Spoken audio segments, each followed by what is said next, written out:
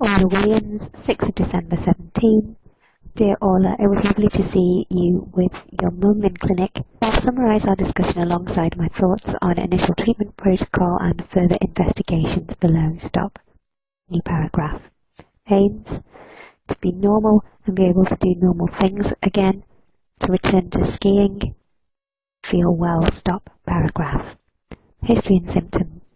Family history includes autoimmunity, allergies, IBS, fibromyalgia and dementia. Stop. This is strongly suggestive of predisposition to development of both allergies and autoimmunity. Stop. Strongly suspect that your childhood eczema and recurrent tonsillitis probably be traced back to an early onset of food intolerance or allergy. Stop.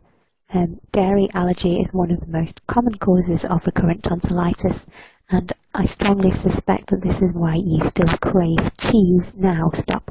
Unfortunately, when antibodies are produced towards both dairy and gluten, they combine to the opiate receptors, resulting in significant craving and withdrawal symptoms when the food is taken away. Stop. New paragraph. Apart from the tonsillectomy as a child, you were otherwise fit and well until the age of 12 when you developed a viral illness. Stop. The cause of the illness has never been found on viral screening. In brackets, EBV screen is negative, close brackets, comma.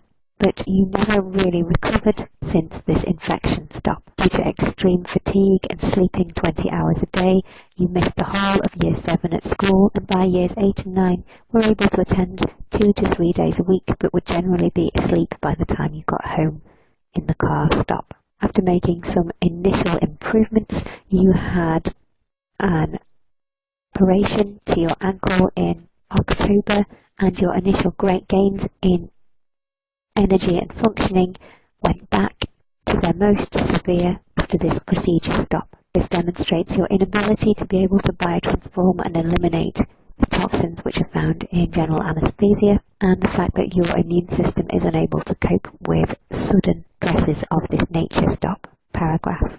The only thing which you found has made a significant difference was while you were on holiday in Portugal in the sunshine, you did find your energy levels improved. Stop. Fortunately, the NHS has been unable to offer you vitamin D screening, and sadly due to cuts this is a widespread issue. Stop. Paragraph. Due to your ongoing fatigue and fibromyalgia pain, are currently homeschooled and are worried about the impact that this is going to have on your GCSEs. Stop. Try to spend some weekends socialising with friends, but this will completely wipe you out. And after 3 years you have eventually found a psychologist who has a good understanding of this condition and who is working on you to instill rest and pacing, which of course you find intensely frustrating. Stop. New paragraph.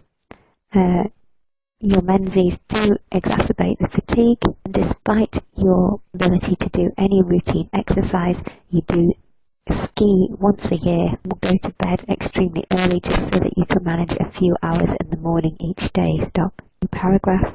You are not only physically but also mentally fatigued and find you have problems with concentration. It's entirely typical of chronic fatigue syndrome. Stop.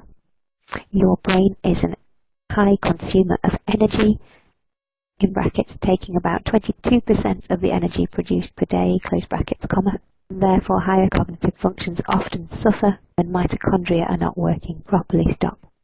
New paragraph. As we discussed, your symptoms of pain and fatigue are likely to be due to mitochondrial dysfunction. Stop.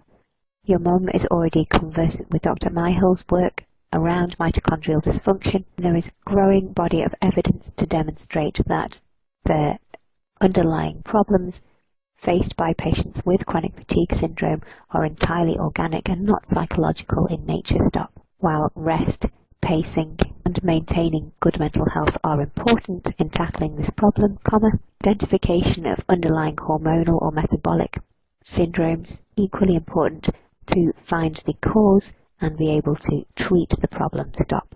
In terms of a treatment plan, we have decided the following. 1. Autoimmune Paleolithic protocol to identify any underlying food allergies or intolerances. in brackets plus or minus food allergy screen as you wish, close brackets. 2. Basic mitochondrial nutritional support package. Try to rebuild mitochondrial numbers and resilience. Stop. 3. Avoidance of all toxins which may be detrimental to mitochondrial function. Stop. 4. Continue with rest and pacing as directed by your psychologist. 5. Testing for nutritional sufficiency, chondrial function, thyroid function, metabolic disorders, toxicity and mineral imbalances using a Genova Nutrival test. Stop. We've booked an appointment for this to be done next week, and I look forward to seeing you back in clinic. Stop.